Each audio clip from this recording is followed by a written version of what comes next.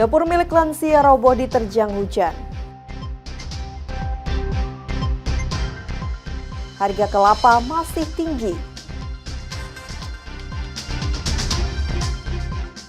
Berdaya usaha abon di dunia maya.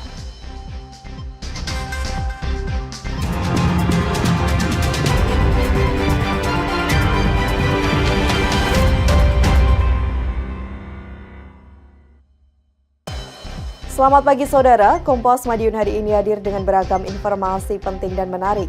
Selain 3 sorotan tadi, sejumlah informasi penting dan menarik lainnya akan kami sajikan dalam Kompas Madiun hari ini. Selama 30 menit ke depan bersama saya Amanda Lia, inilah Kompas Madiun selengkapnya di Kompas TV, independen, terpercaya.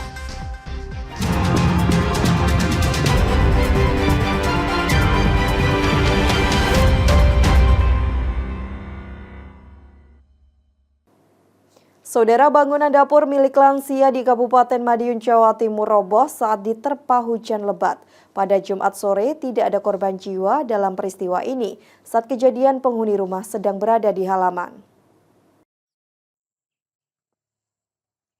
Video amatir ini memperlihatkan kondisi bangunan dapur milik Wiji, lansia 72 tahun, warga desa Purwosari, Kecamatan Wonoasri, Kabupaten Madiun, Jawa Timur yang roboh pada Jumat sore.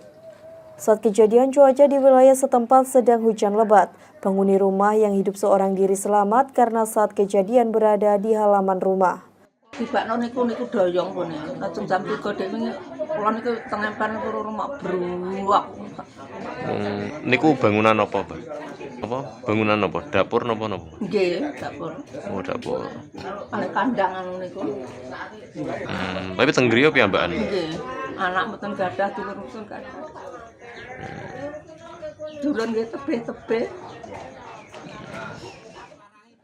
Sabtu pagi, TNI Polri bersama warga dan relawan bekerja bakti membersihkan material dapur yang roboh. Pemerintah desa mengajukan ke program Rumah Tidak Layak Huni atau RTLH agar rumah nenek Wiji bisa segera diperbaiki.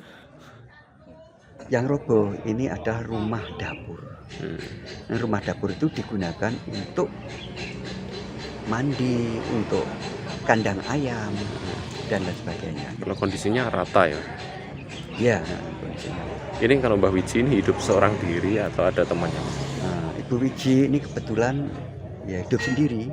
Suaminya sudah meninggal, kebetulan dia tidak punya anak. Kalau kondisi penghuni rumah gimana, Pak? Kondisi rumah? Kondisi penghuninya? Kondisi penghuninya sehat, alhamdulillah sehat. Untuk sementara waktu, penghuni rumah hanya menempati bangunan depan yang masih bisa digunakan. Sejumlah bantuan seperti sembako kini sudah diterima.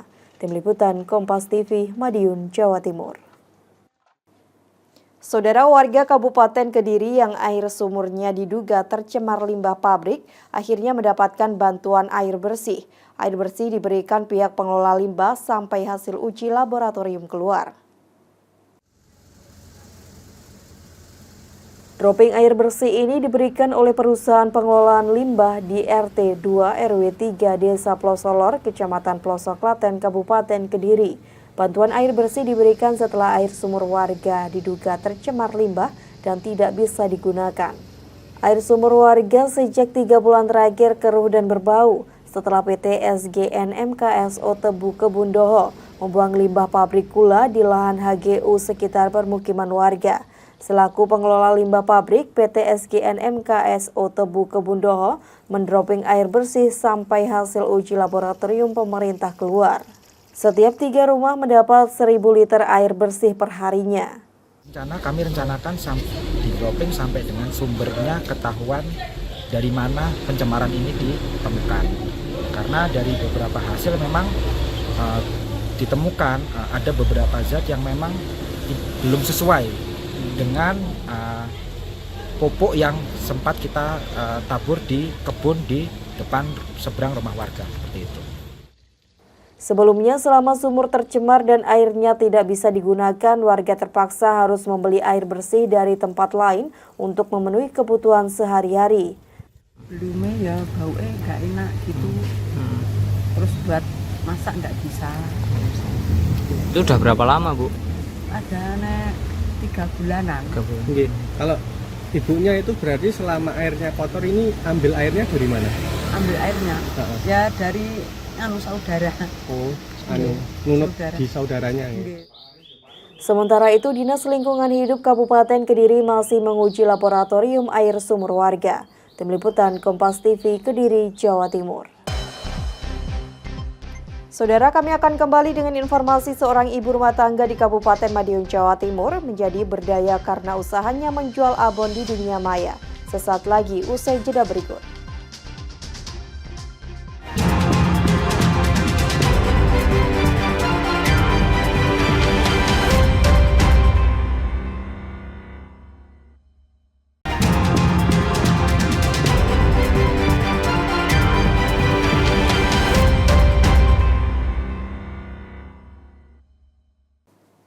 Masih bersama saya Amandalia dalam Kompas Madiun. Saudara, harga kelapa di Kabupaten Madiun, Jawa Timur masih tinggi atau mahal. Saat ini satu butir kelapa dijual Rp17.000. Meski sudah turun harga jika dibandingkan saat Lebaran yang menembus Rp20.000 per butir, mahalnya harga kelapa dikeluhkan oleh pembeli karena normalnya satu butir kelapa dijual Rp7-10.000. Harga buah kelapa di Pasar Pagotan Kabupaten Madiun, Jawa Timur masih mahal, dijual Rp17.000 per butir. Harga tersebut hampir 2 kali lipat dari harga sebelum Lebaran yang hanya Rp7-10.000 per butir. Sejumlah pedagang kelapa menyebut harga saat ini sudah mengalami penurunan dibanding saat Lebaran kemarin yang menembus Rp20.000 per butir. Setelah sempat berkurang pasokan kelapa untuk pedagang, kini sudah normal kembali. Meski mahal, penjualan buah kelapa tidak mengalami penurunan. Setiap hari pedagang masih bisa menjual sekitar 100 butir kelapa dalam bentuk utuh maupun sudah proses parut. Kelapa yang dijual dipasok pedagang dari wilayah luar Pulau Jawa. Ya alhamdulillah mulai hari ini udah agak turun Mas, tapi turunnya belum banyak. Berapa Bu? Iya, kalau sekarang harga jual yang besar itu 16, terus sekalian ongkos selap itu 17. Kalau sebelumnya kemarin tertinggi Kalau berapa? kemarin sampai 20.000. Mau Lebaran sampai habis Lebaran masih harga lama masih 20.000, 18.000 yang agak kecil, yang besar 20.000 yang kemarin. Akhir-akhir ini ya harganya ada kenaikan yang signifikan. Sebelumnya kemarin normalnya berapa? Normal itu berapa bulan sebelum puasa itu 7.000, 8.000 itu sudah normal. Untuk saat ini mencapai 15.000. Bahkan Lebaran 2 hari kemarin hampir mencapai 20.000. Mahalnya harga kelapa dikeluhkan pembeli, terutama pengusaha kuliner dan pengusaha jajanan yang setiap hari membutuhkan kelapa. Bu, untuk harga kelapa gimana Bu saat ini? Sangat mahal. Berapa Bu saat ini? 17 ya Pak ya, sekali Pak. 17, kelapanya 16, ongkosnya 1.000. Kalau Ibu ini kelapa ini buat apa? Usaha? Bikin mendut, Usaha jajanan gitu ya, kue basah. Oh, berarti solusinya harganya dinaikkan. Iya sementara dinaikin, nanti kalau harga kelapa turun ya harga itu turun. Berapa Bu? Dari sebelumnya berapa? Biasanya harga 1.500, sekarang jadi 2.000. Meski harga kelapa masih mahal, warga tetap membeli sesuai dengan kebutuhan. Pembeli berharap harga buah kelapa dapat turun lagi di harga normal yaitu Rp7.000 per butir. Tim Liputan Kompas TV, Madiun, Jawa Timur. Harga ikan laut segar di Jember, Jawa Timur naik. Hal tersebut disebabkan angin kencang yang melanda pantai selatan Jember sehingga nelayan tidak melaut. Ratusan perahu nelayan pantai Pancar Puger, Kecamatan Puger, Jember, Jawa Timur dalam sepekan terakhir terparkir di dermaga dan bantaran Sungai Pedadung. Nelayan memilih tidak melaut demi keselamatan jiwa dan perahunya karena ketinggian gelombang di tengah laut bisa mencapai 3 hingga 4 meter. Akibatnya pasokan ikan segar turun. Pedagang memilih mendatangkan ikan dari luar kota seperti Situbondo, Probolinggo, dan Pasuruan dengan harga yang lebih tinggi. Harga ikan tongkol tuna yang biasanya antara Rp25 hingga Rp27 saat ini naik menjadi Rp30.000 per kilogram. Cumi dari harga Rp65.000 naik Rp70.000 per kilogram. Udang laut dari harga Rp80.000 naik Rp100.000 per kilogram. Dan udang tambak dari harga Rp65.000 naik Rp80.000 per kilogram. Sekarang harga ikan lagi cuaca buruk naik ya. Sekarang lagi cuaca buruk tuh harga ikan 1 kilo 28 27. Itu untuk hari ini. tongkol tuna. Tongkol tuna 30. Kalau sebelumnya berapa, Bu? Sebelumnya ya 25, 23. Kalau cumi? Cumi sekarang ini 70. Kalau cuaca biasa cumi? Kalau cumi cuaca biasa agak cumi ya agak turun. Berapa, Bu? 60 65. Meski harga ikan segar naik, tempat pelelangan ikan puger masih ramai pembeli karena ikan yang dijual masih dalam keadaan segar. Kenapa belanja ikan di TPI Puger ini, Bu? Karena senang banyak ikan segar. Gitu ya? Ya, Kalau beli di pasar gimana? kalau di pasar banyaknya ikannya nggak segar, kurang enak. Udah sering belanja di sini, Bu? Enggak, 1 tahun sekali. Gitu ya. Ya, saya tinggal di Bali. Ini untuk kegiatan apa ini, Bu? Makan bersama keluarga. Untuk harganya gimana, Bu? Harganya standar. Standar ya. Meskipun agak mahal ya. Ya, enggak apa-apa. Yang penting ikannya fresh. Sejumlah nelayan untuk sementara beralih bekerja sebagai kuli angkut ikan, bahkan ada yang berdagang ikan segar. Kenapa nelayan tidak melaut ini, Pak? Cuacanya buruk, Mas. Buruk aja. Gelombang sampai berapa? Ya hanya tinggi sampai 4 meter 3 meter, Mas. Terus kalau enggak melaut ini yang dilakukan apa, Pak? Ya pokoknya kuli angkut lah, manol katanya tuh manol kan angkut aja. Manol ya kerja buruh di sawah. Harga ikan segar diperkirakan terus mengalami kenaikan karena angin kencang diperkirakan terjadi hingga akhir bulan April. Tim Liputan Kompas TV, Jember, Jawa Timur. Saudara, 2 pekan setelah Hari Raya Idul Fitri, harga daging ayam potong di pasar tradisional Kota Malang turun. Pasokan yang melimpah dan minimnya serapan pasar disebut pedagang jadi penyebab turunnya harga. Turunnya harga daging ayam potong di Pasar Besar Kota Malang terjadi sejak 2 hari terakhir. Daging ayam potong yang sebelumnya Rp36.000 per kilogram, kini turun menjadi Rp32.000 per kilogram. Turunnya harga daging ayam ini disebut pedagang karena pasokan daging ayam setelah Hari Raya Idul Fitri melimpah. Melimpahnya pasokan daging ayam ini tidak diimbangi dengan daya beli masyarakat. Hamidah, salah satu pedagang daging ayam potong, mengatakan jika setelah Lebaran kondisi pasar sepi. Akibat sepinya pembeli, salah satu pedagang daging ayam potong ini harus mengurangi pasokan. Jika biasanya pedagang membawa 50 ekor ayam, kini jumlah tersebut berkurang menjadi 25 hingga 30 ekor ayam. Kok turun drastis? Penyebabnya ayam ambil banyak, stoknya terlalu banyak, mungkin terlalu banyak. Buktinya habis Lebaran besoknya banyak yang jual. Biasanya nggak ada yang jual, itu jadi stok kan kurang. Sekarang stoknya ayam banyak, jadi turun. Sementara sejumlah pembeli mengaku setelah Lebaran harga daging ayam saat ini cenderung stabil. Hal ini cukup membantu bagi masyarakat di tengah kebutuhan pokok lain yang masih tinggi. Kalau untuk ayam sekarang gimana, Bu? Ayam ya stabil ya, naik turun ya, turun tapi nggak terlalu bagus. Berapa? Ambang. Bu, gimana Bu dengan harga ayam ini kan masih dibanding Lebaran kemarin seperti apa, Bu? Lebaran kemarin ya, lumayan udah agak turun ya Mbak ya. Melihat kondisi saat ini, pedagang memperkirakan harga daging ayam potong di pasaran bisa kembali turun. Tim Liputan Kompas TV, Malang, Jawa Timur. Saudara, pasca Hari Raya Idul Fitri, harga daging ayam di Pasar Kota Kediri juga mulai turun. Penurunan ini terjadi setelah berkurangnya daya beli terhadap daging ayam usai Lebaran. Pasca Lebaran, harga daging ayam di Pasar Setono Betek Kota Kediri turun. Saat ini harga daging ayam Rp29.000 dari yang sebelumnya Rp35.000 per kilogramnya. Menurut pedagang, penurunan terjadi setelah berkurangnya minat beli warga terhadap daging ayam pasca Lebaran, sehingga ketersediaan daging ayam di pasar cukup melimpah. Saat ini pedagang hanya bisa menjual 45 kg daging ayam per harinya.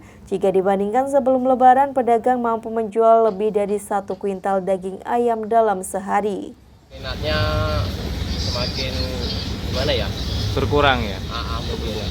Kalau penjualannya sendiri Mas ketika Lebaran itu sampai berapa? Terus kalau di harganya turun ini seperti apa? Ya kalau ayam naik itu enak Mas jualnya. Kalau turun itu sepi Mas. Salah satu warga bersyukur turunnya harga daging ayam karena cukup menghemat pengeluaran. Selain itu, saat ini pembeli bisa menambah kuantitas belanjanya. Kalah bisa turun. Bisa turun, oke. Kalau harga mahal kemarin ada pengurangan pembelian nggak sih Bu? Ada, biasanya beli 1 kilo ya setengah kilo. Oh kayak gitu. Sekarang belinya 1 kilo. lebih banyak lagi Bu ya? Pedagang mengaku saat ini ketersediaan daging ayam di pasar melimpah. Dengan kondisi ini, pedagang memprediksi penurunan harga daging ayam akan terus terjadi. Tim Liputan Kompas TV, Kediri, Jawa Timur.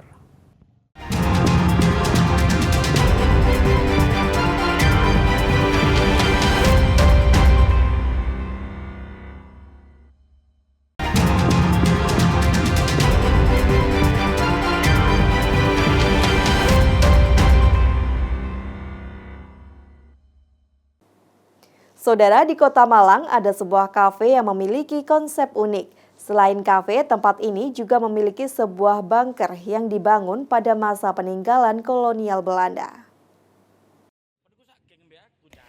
Inilah Gedung Ijen, sebuah kafe yang terletak di Jalan Terusan Ijen, Kota Malang. Sekilas tidak ada yang istimewa. Siapa yang menyangka jika di bawah bangunan rumah kafe ini ada sebuah bunker atau tempat persembunyian bawah tanah. Untuk memasuki bunker, pengunjung harus melewati sebuah tangga ke bawah. Setelah turun, barulah sebuah lorong yang merupakan pintu masuk terlihat. Masuk ke dalam bunker, pengunjung akan merasakan hawa dingin di bawah tanah. Di dalam bunker, pemilik juga memasang beberapa foto Kota Malang tempo dulu yang digunakan sebagai sarana edukasi pada pengunjung. Pemilik kafe bilang butuh waktu 4 bulan pembersihan agar bunker tersebut bisa digunakan. Dari berbagai sumber yang didapat pemilik kafe, bunker dibangun pada tahun 1920 hingga 1930 oleh pemerintah kolonial Belanda. Di dalam bunker ini juga masih terdapat pintu yang diduga bisa terhubung ke bunker lain. Pemilik kafe sengaja membuka bunker yang masuk dalam cagar budaya ini sebagai sarana edukasi kepada pengunjung. Kita itu memang menceritakan tentang sejarah, sama kita kepingin ada identiti khusus untuk Kota Malang yang berkaitan dengan sejarah. Nah, kalau untuk bunker itu kan belum pernah ada yang memang benar-benar asli bunker. Kalau untuk rumah bawah tanah yang memang buatan rumah tangga itu kan memang banyak ya. Tapi kalau ini memang bunker peninggalan Belanda. Sementara itu, pengunjung kafe tertarik mengetahui kafe bunker dari media sosial. Keberadaan bunker ini pun menjadi pilihan saat berkunjung ke Kota Malang. Dilihat sih, soalnya kan kita di sini kan mungkin kebanyakan wisatanya wisata alam atau apa kan, tapi kalau ini kan wisatanya seru ya, dilihat. Tadi juga diceritain sama ibunya pengalamannya, jadi tahulah ini di sini tuh ada apa tadinya gitu kan. Dari yang tadinya ketutupan tanah sampai bisa jadi kayak gini juga hebat kan. Hingga saat ini, proses penambahan beberapa fasilitas penunjang terus dilakukan. Dedi Prasetyo, Kompas TV Malang, Jawa Timur. Saudara, seorang ibu rumah tangga di Kota Malang memproduksi pernak-pernik berbahan resin. Belum banyaknya perajin dalam kerajinan resin ini menjadi peluang bisnis yang masih terbuka lebar. Memanfaatkan sudut ruang tamu rumahnya yang tidak terlalu besar, Amanda Jeniar berkreasi membuat kerajinan berbahan dasar cairan resin. Palet nail art, aksesoris ponsel, hingga jam dinding biasa ia kerjakan sendiri di rumahnya, di sela kesibukannya mengurus rumah tangga. Cairan resin serta beberapa campuran bahan lain seperti pewarna, ia campur lalu dicetak. Untuk motif dan warna, Amanda kerap bermain dengan warna cerah dan tambahan pernak-pernik yang menarik. Setiap karya resin buatan ibu rumah tangga ini dibuat sepenuhnya dengan tangan, sehingga setiap motif dan model bisa jadi berbeda. Hal itulah yang menjadi ciri khas kerajinan resin ini. Meski baru 1 tahun memasarkan produknya melalui pasar digital, kerajinan berbahan resin ini sudah banyak dikenal. Karena Amanda kerap mengikuti pameran. Konsumen tidak hanya dari Malang Raya, namun juga dari beberapa kota seperti Jakarta dan kota-kota di Jawa Timur. Amanda kerap menjadikan seniman resin luar negeri sebagai acuan dalam membuat karya, karena untuk seniman lokal masih jarang ditemui. Belum banyaknya pemain dalam kerajinan resin ini membuat peluang usaha masih terbuka lebar. Macam kita ada ada tatakan, ada palet, ada case handphone, terus kita juga bisa custom, misal vape itu bisa di custom juga. Macam-macam sih Mas, ada jam tangan, jam dinding juga, macam-macam. Untuk sebuah kerajinan resin karya Amanda dihargai mulai dari Rp25.000 hingga Rp250.000. Seringkali Amanda membuat kerajinan sesuai dengan permintaan pemesan, mulai model hingga warna. Dedi Prasetyo, Kompas TV Malang, Jawa Timur. Saudara, seorang ibu rumah tangga di Kabupaten Madiun, Jawa Timur menjadi berdaya karena usahanya menjual abon di dunia maya.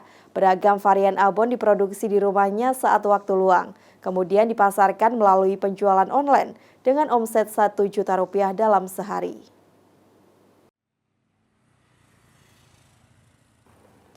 Intin Nurwati, ibu rumah tangga warga desa Ngadirejo, Kecamatan Wonoasri, Kabupaten Madiun, Jawa Timur, ini sukses memproduksi abon di rumahnya.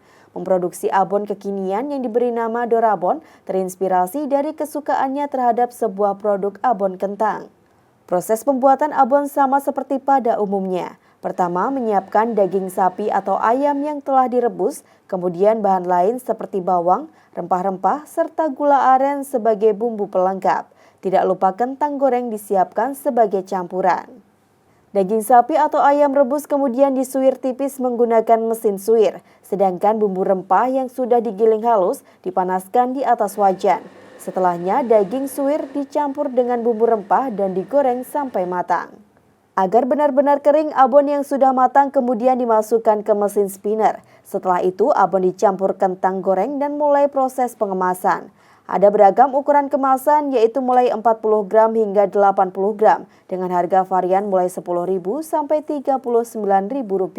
Sementara untuk varian abon ada 4 pilihan, diantaranya abon kentang sapi, abon kentang ayam, abon sapi, dan abon ayam. Dalam sekali produksi, setidaknya 8 kg daging ayam maupun daging sapi dibutuhkan untuk memenuhi pesanan pasar.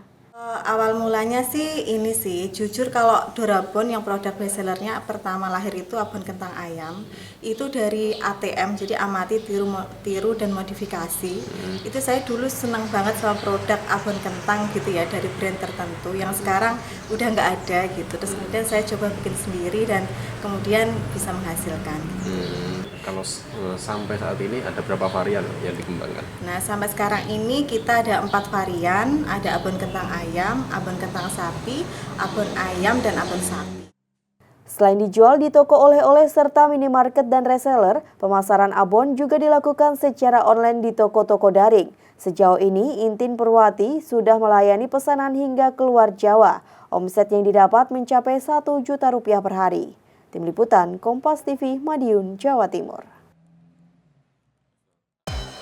Sampai di sini Kompas Madiun hari ini. Saya Amanda Lia mewakili seluruh tim redaksi yang bertugas undur diri dan berterima kasih atas perhatian Anda. Tetap saksikan rangkaian program berita di Kompas TV, independen, terpercaya.